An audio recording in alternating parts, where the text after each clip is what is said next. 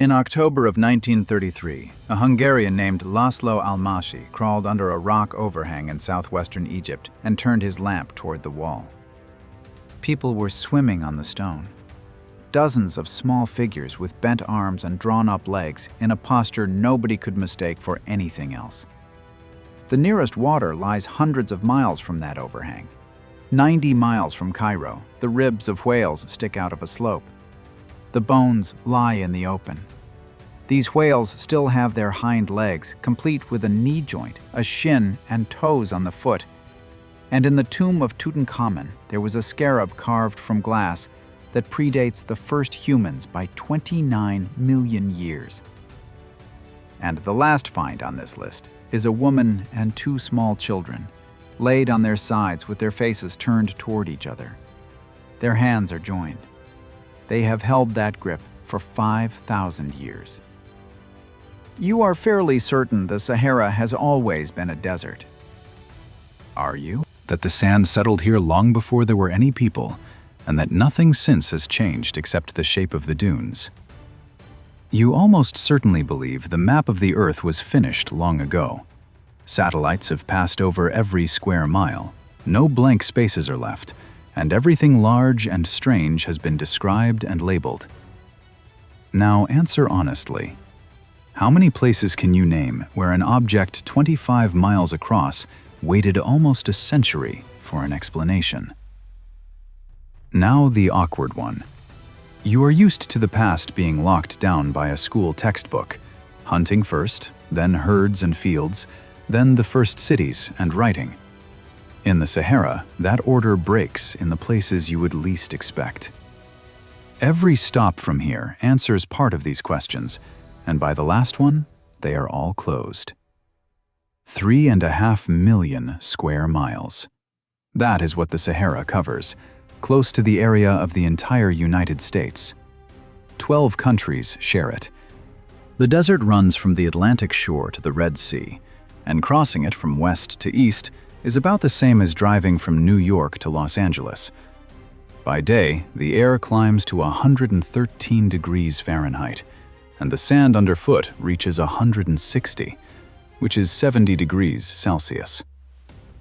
By night, the temperature falls more than 50 degrees in a few hours. Stone cannot take that swing. At dawn, the rocks crack. The outer layers peel and split from the strain, and in country this empty, the sound carries for hundreds of yards. A man sleeping on bare rock wakes to that crack and needs a moment to understand that the ground itself is firing. Start with the sand. It covers about a quarter of the Sahara, and the rest is stone plateau, fields of sharp gravel, salt flats, and bare rock polished by the wind until it shines. The dunes that come to mind at the word desert take up the smaller share, and what matters here lies underneath them and under the gravel. River channels lie under that surface. Radar from satellites and aircraft sees through dry sand several feet down and draws a network of valleys, tributaries, and old cut-off bends. The rivers ran north toward the Mediterranean and west toward the Atlantic. Caravan tracks now follow them. The desert does not hold still. Since 1920, its area has grown by about 10%. The southern edge is creeping into the Sahel, and villages that once stood on the rim of the savanna now stand on the rim of the sand. And yet, in the driest part of it, where rain comes once in several years, and the ground has not been wet within living memory, there are 18 lakes. They never dry out. Where does the water come from? The water comes from below. The Unyanga Lakes sit in northeastern Chad, about 600 miles from the capital, N'Djamena, in sand that receives less than 1/10 of an inch of rain a year. 1/10 of an inch is a shower that wets a sidewalk and passes in 1/4 of an hour. Here, that is the whole 12 months. There are 18 of them. They fall into two groups. 4 beside the village of Unyanga Kabir, another 14 at Unyanga Sarir to the east, where tall ridges of dune stand between them. The largest lake in the first group, Yoan, covers about 900 acres and drops 90 feet down. Its water is salty enough that a dry film stays on your skin after a swim. Your lips tighten within a minute, and any scratch on your hand begins to burn. These lakes should not exist. Evaporation here takes several feet of water off the surface every year, and any open pool in those conditions is gone within a single season, leaving a crust of salt and dead shrimp along the rim.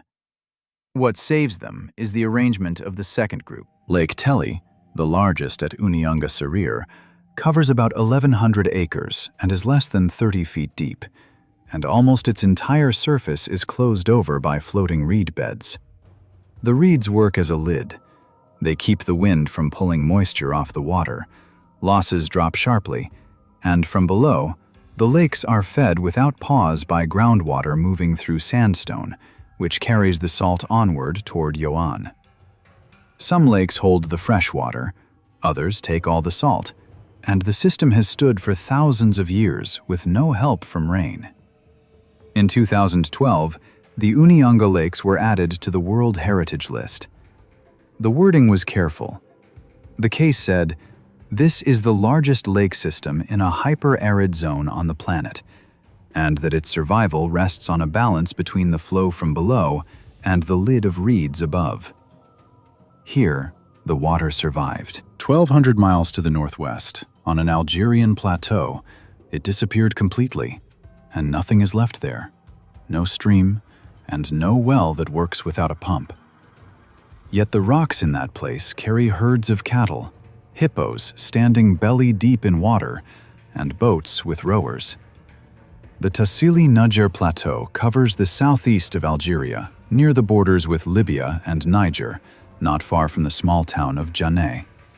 Its area is about 28,000 square miles, slightly larger than Ireland. The sandstone here is weathered into pillars, arches, and narrow corridors, and the people who live nearby call it the Stone Forest. There is almost no shade. By day, the rock takes in so much heat that you cannot keep a palm on it longer than a couple of seconds, and in the evening it gives that heat back slowly, so the air under an overhang stays close long after the open ground has cooled. More than 15,000 paintings and engravings have been found on the walls and under the overhangs of this plateau. The earliest were made around 10,000 years ago, the latest in the first centuries of our era. The subjects come in layers: wild animals at the bottom, herds of cattle with their herdsmen above them, horses and chariots higher still, and camels at the very top, the animal that arrives in the Sahara last of all. What these pictures show leaves no room for interpretation.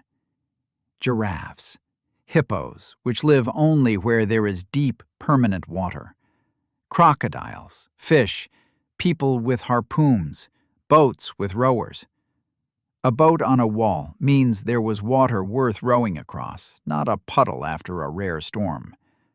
All of this belongs to the African humid period, the stretch of time when monsoon rain fell across the Sahara. Why it began and why it broke off is a question about the tilt of the earth rather than about weather, and we will come back to it. In 1956 and 1957, the French researcher Henri Lot spent 16 months on the plateau and brought back hundreds of full-size copies traced by hand. The exhibition opened in Paris. Crowds came. One figure from the site of Sefar entered wide circulation then, a human-shaped outline about 10 feet tall, with a rounded head and no features on the face. In arguments about Tassili, the suggestion comes up regularly that this is a picture of something not from Earth. What we actually know is this: the figure sits in the same layer as the hunters with bows, painted in the same ochre with the same technique. The picture changes here. The herds on these walls are domestic stock. Cows with patched markings and horns of different shapes, tethers, milking, pens, herdsmen with sticks. People kept cattle here thousands of years before the first unified state appeared in the Nile Valley. While the textbook starts Egypt with pharaohs, herding camps already stood on this plateau. And what reached us from those camps is a gallery of portraits of particular cows. The strangest wall of this kind lies 900 miles to the east. Nobody was looking for it. It was found by a man who wanted a drivable route through the desert, and his own story turned out to be no less strange than what he saw on the stone. The Gilf Kebir Plateau rises on the border of Egypt and Libya and covers about 3,000 square miles, a little less than Cyprus. It is a sheer sandstone massif cut by dry gorges and lifted 1,000 feet above the plain around it. The nearest settlement is roughly 400 miles away. There are no roads. Cars came in the 30s.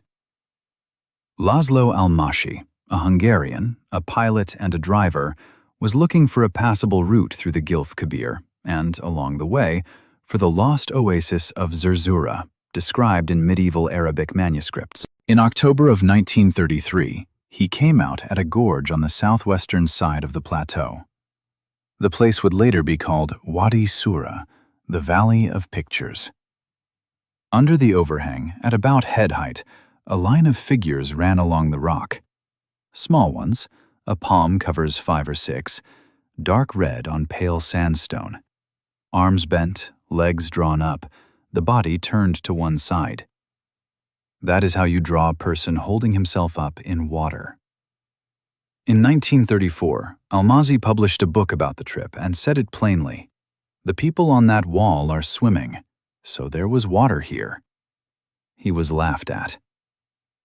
Under the overhang, it is about 20 degrees cooler than outside, and you feel the difference at once, as though the air had been swapped.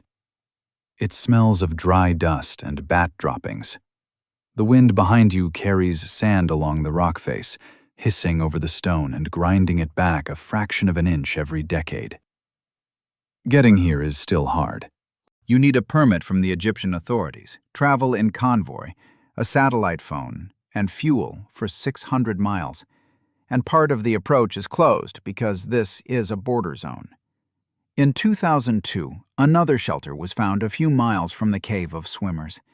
It holds about 5,000 figures. People, animals, handprints, headless creatures with small human shapes coming out of their bodies. All of it far more varied than the first cave found 70 years earlier. For 70 years, the best-known wall in the Sahara counted as the main find of the district, and it turned out to be a small part of what lies there.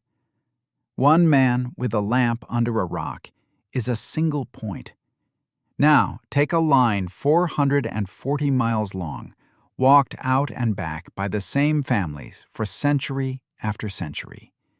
It is called the Azalai. Tao Deni stands in northern Mali, about 440 miles north of Timbuktu. Flat plain in every direction, nothing to steer by. Salt is mined here, and it is mined with the same method and the same tools as 300 years ago, because the desert never let anything more convenient reach this place. Under a thin layer of sand lies the floor of a dried lake, and inside it are beds of rock salt. Workers strip the topsoil with a pick, reach clean salt, and cut the slabs out by hand. The work is done kneeling. A standard slab is 3 feet long and about 18 inches wide, and it weighs around 70 pounds, the weight of a 10-year-old child. A man cuts 4 or 5 of them a day, and every one has to come up whole, because a cracked slab sells for half. Salt dust settles on everything. It works into the cracks in a man's hands, and a small cut will not heal for weeks because the brine keeps it open. All the water here is trucked in. The houses in the settlement are built from the same salt blocks, and the roofs are poles and hides because there is not a single tree. The Azalai is the caravan that leaves Timbuktu for the north twice a year. The trip takes about 3 weeks one way. A camel carries 4 slabs, 2 on each flank, roped tight against the ribs. Wells stand 2 or 3 days apart along the route, and missing a well means the death of the entire caravan along with its people, because nobody carries enough water for a second attempt. They navigate by the stars, by the shape of the dunes, and by the bones of camels left from earlier crossings. It is one of the last working caravan routes on the planet. Now back to the school textbook. Salt from here went south for centuries, to the Niger River, and was traded for gold by weight, piece for piece. Timbuktu and Gao rose on that trade, held libraries of thousands of manuscripts, and drew students from across North Africa. The desert carried that trade instead of blocking it.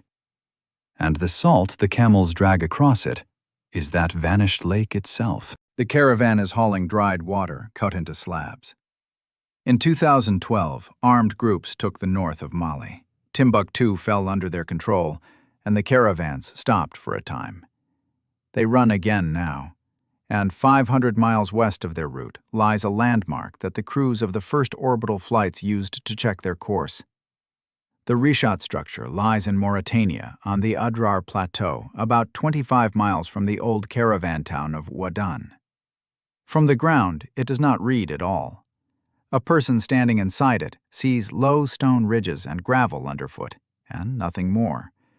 The shape appears only from above. From above, it is a set of regular concentric rings about 25 miles across. All 5 boroughs of New York City would fit inside that circle. The rings are built from different rock. Hard quartzite ridges stand out. Softer rock between them has been eaten away by the wind, and the result looks like a cut across a tree trunk. Nothing else out there is round. Crews on the first manned flights used the structure as a landmark because in a desert this uniform, there is nothing else for the eye to hold. For half a century it was read as an impact scar. The center holds breccia, that is, rock shattered and cemented back together, and it almost always follows the fall of a large body out of the sky. The idea held until people began looking for impact evidence in earnest. They did not find it. No shocked quartz, no melt sheet, no ring of thrown-out rock. What they did find were traces of hot fluids, and the breccia turned out to be hydrothermal, formed by water and gas rising from below. In 2005, the geologists Guillaume Metton and Michel Gebrac went through the structure again and described it as an eroded dome.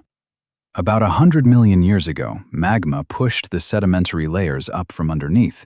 The dome cracked, and erosion then sliced off its top and exposed the layers as rings, the way cutting the top off an onion exposes the rings inside it. The shape stays almost perfectly round, and in arguments about the Rishat, the suggestion comes up regularly that these are the remains of Atlantis, described by Plato as a city of concentric rings. That claim is old. What we actually know is that the rock in the rings is marine sediment of Cretaceous age, and that no trace of buildings, pottery, or worked stone has been found inside the structure. An object 25 miles across, visible from orbit with the naked eye, waited almost a century for an explanation that matched the rock.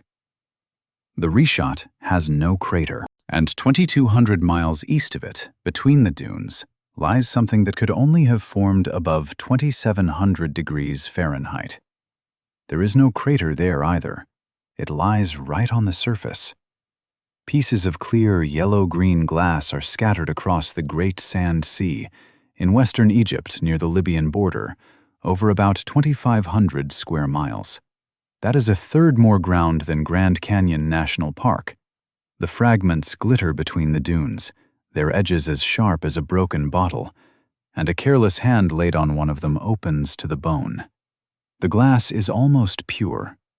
Silica makes up about 98% of it, cleaner than ordinary window glass. Its age is about 29 million years. For scale, the first upright ancestors of humans do not appear for another 25 million years, after this glass had already cooled. The largest pieces ever found weigh over 40 pounds. To turn sand into glass like this, you have to heat it to about 3,100 degrees Fahrenheit, 1,700 Celsius. That temperature comes either from the impact of a large meteorite or from a body exploding low in the atmosphere. Both versions are still alive. No crater of the right age has been found anywhere nearby, and that is the main hole in the explanation. In 2013, a team led by Jan Kramers published an analysis of a dark pebble picked up in the same field, and its composition pointed to material unlike anything known on Earth. The work did not settle the argument about the field itself. In 1922, Howard Carter opened the tomb of Tutankhamun. Among the ornaments lay a pectoral, a scarab riding a solar boat. The body of the beetle was carved from a yellowish, translucent stone, and for decades it was taken for chalcedony. Analysis showed Libyan desert glass. A simple thing follows from that. From the Great Sand Sea to the Nile is about 500 miles of waterless desert. So the Egyptians knew about the glass field, went out to it, and carried the material back. And they knew long before Tutankhamun. The boy died at about 19, a little over 3,000 years ago, with a substance 29 million years old resting on his chest. A scarab the size of half a matchbox lay on the chest of a teenager. Now change the scale. 90 miles from Cairo, a skeleton 60 feet long comes out of the sand, and it is far from the only one, because several hundred of them lie in a single valley. Wadi al-Hitan, the Valley of Whales, lies in Egypt, in the Fayum province, southwest of the capital. The last stretch of road runs over gravel. Around it is flat, weathered ground where the wind shears rock away in sheets and pulls the sand out from under anything heavier than sand. The bones lie on the surface. Several hundred skeletons of ancient whales have been found here, about 40 million years old. The largest of them, Basilosaurus, reached 60 feet, the height of a 5-story building laid on its side. The skull is narrow, the teeth conical and cutting, single vertebrae the size of a bucket. Nothing here is small. In the rock nearby you find shark teeth, turtle shells, and mangrove roots, because a shallow, warm sea called the Tethys once washed over this place. What matters most in these skeletons is at the back end. Basilosaurus kept its hind limbs, a femur, a knee joint, a shin, a foot with toes. A fully assembled leg about 1.5 feet long on a body 60 feet long. The paleontologist Philip Gingerich, who worked here for years, showed that the animal could not walk on a leg like that because it carried no weight and did not reach the bottom. What it was for, nobody knows. A cautious version ties it to mating behavior, but there is no direct evidence. Walking through this valley means walking on a seafloor. Shells crunch underfoot. The wind drags sand along the ground, polishing bone smooth and then grinding it down to powder within a few years. In 2005, the valley was added to the World Heritage List. The bones lie in the open. There are no barriers in the valley, and that is the main problem with the place, because a skeleton 40 million years old breaks under a wheel in a fraction of a second and does not go back together. In 2007, vehicles that entered the protected zone without permission crushed one of the skeletons. Movement through the valley is now on foot only, and only along a marked path. The sea that stood here vanished completely, and what it left behind is bones and shells. A few hundred miles away, water that fell as rain tens of thousands of years ago has gone nowhere, and lies exactly where the last rain in those parts left it. Pumps bring it up. The Nubian sandstone aquifer lies under Egypt, Libya, Sudan, and Chad. The water is old. It is the largest known store of fossil water on the planet, spread over about 800,000 square miles, roughly the size of Mexico, with a volume estimated at some 36,000 cubic miles, about 6.5 times all 5 Great Lakes put together. The word fossil here means the water is not replaced. Nothing refills it. The rains that filled it fell thousands of years ago, and today's rainfall is not enough to wet the top 3 feet of sand. Isotope analysis can tell when this water came out of the sky. The result closes the loop on everything said so far. A large share of the water under the Sahara fell during that same humid period, in the same millennia when cattle were herded on Tassili and swimmers were painted in the Gilf Kebir. The people on those walls walked in this rain. The rain went down. It is still down there. The paintings stayed up on the surface, and only a couple of 100 feet of rock separates the two. In 1984, Libya began building a pipeline from this aquifer to the coast, pipes 13 feet across. The network runs about 1,700 miles and delivers roughly 1.7 billion gallons a day, drawn from wells more than 1,000 feet deep. The water comes up warm and smells of iron. It has not seen daylight in tens of thousands of years, and it is poured onto fields of alfalfa. Back to the question about the finished map. A store 6.5 times the size of the Great Lakes sits under 4 countries, recognizes no borders, and pumping in one of them lowers the level in its neighbors. There is still no shared accounting. By various estimates, at current rates, parts of the aquifer will be worked out within decades, and they will refill only when rain falls over the Sahara again. On the southern edge of that aquifer, in Niger, among the sands of the Tenere, lies a place archaeologists call Gobero. Nobody lives there now. In the year 2000, an expedition led by the paleontologist Paul Sereno was searching the Tenere for dinosaur bones. They found something else.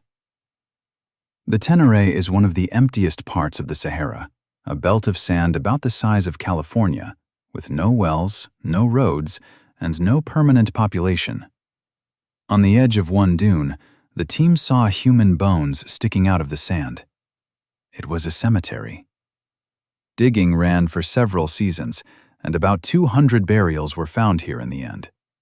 Beside them lay fish bones, crocodile and turtle bones, harpoons made of bone, and shards of pottery marked with the imprint of woven cord. The site stood on the shore of a lake that no longer exists. The nearest water is hundreds of miles away. 2 different groups lie here. The first, the Kiffian, buried their dead from roughly 9,500 to 8,000 years ago. They were big people. Some of the men stood 6'3", with heavy bones and joints marked by hard labor. They were buried sitting, knees drawn up to the chest and the body bound. Then comes a gap about 1,000 years long, not one burial. During that stretch, the lake dries out and the people leave for good. Then the water returns and a different group arrives at the same spot, the Tenerean, shorter, lighter in build, with different pottery and a different burial rite. They dug graves into ground that already held other people's graves, and by every sign, they did not know it. In 2006, a triple burial was uncovered at the dig, a woman of about 30 and 2 children, roughly 5 and 8 years old. They were laid facing each other. The hands are joined. The woman's fingers run between the fingers of both children, and in all the time the sand lay on top of them, not one finger bone shifted aside. The burial is about 5,000 years old.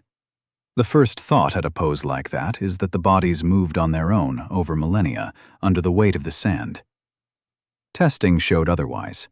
Soil samples taken under the skeletons held pollen, in amounts that neither wind nor chance produces.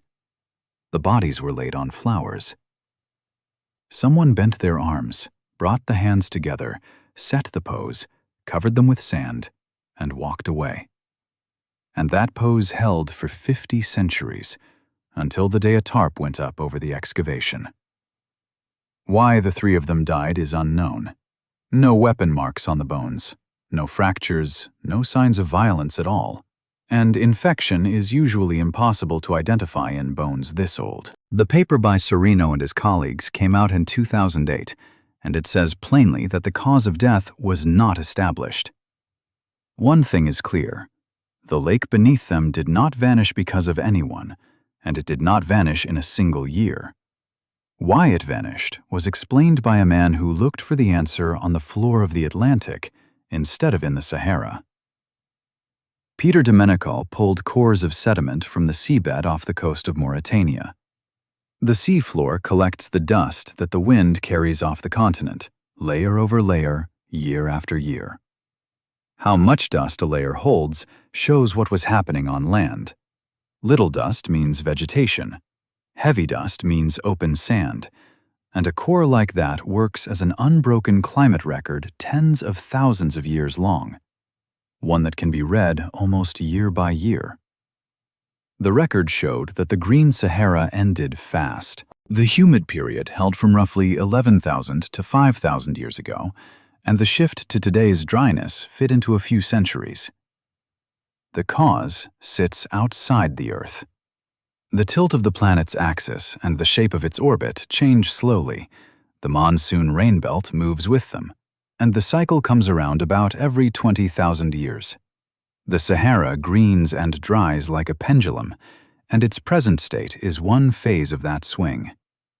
The dust used to read that record has gone nowhere. Every year the wind lifts around 180 million tons of it off the Sahara. The source is one place. The Bodele Depression in Chad is the floor of an enormous vanished lake. Satellite data published in 2015 put about 27 million tons of that dust over South America each year, settling across the Amazon basin. It carries roughly 22,000 tons of phosphorus, about what the rainforest loses in a year to rainfall runoff. A dried-out Saharan lake feeds the wettest forest on the planet. You can see this dust. Over the Canary Islands, it stands as a rusty haze the locals call the kalima, and on those days the sun sets brown and leaves a taste of chalk on your teeth. It reaches the Caribbean by July, where it gives red sunsets and heavy air. Now, what is being lost? The 15,000 images of Tassili have been recorded and photographed, partially at best. Tourists wet the paint with water so the color comes up brighter in a photograph, and after a few of those wipes, the pigment comes away with the water. Names and dates are carved over ancient figures. Fragments are chiseled out of the wall and taken away to be sold. Livestock, driven under the same overhangs in bad weather, eats into the lower layers of paint with droppings and with the rub of their flanks against the stone. The arithmetic is simple. Images disappear faster than anyone can copy and catalog them, and the number of people trained to do that work across the whole plateau comes to a handful. The desert held these paintings for 10,000 years. A man with a water bottle undoes one in 5 seconds. Back to the first question. The Sahara was not always a desert, and it will not always be one. Under its sand lie river channels, the bones of whales, rain that fell 30,000 years ago, and a cemetery on the shore of a lake that is gone. The map of the Earth is finished only at the surface, and everything that matters here sits below it and in another time, where a satellite sees far from all of it. One question stays open. Nobody knows why a woman and 2 children at Gobero died at the same moment. The bones do not show it. No other evidence survives, and most likely there will never be an answer to that one. Now the disputed part. The Reshat structure. A dome pushed up by magma and stripped by erosion, or something that has not been explained yet. Write in the comments which explanation you find more plausible and what exactly convinces you. If places like these interest you, subscribe to the channel.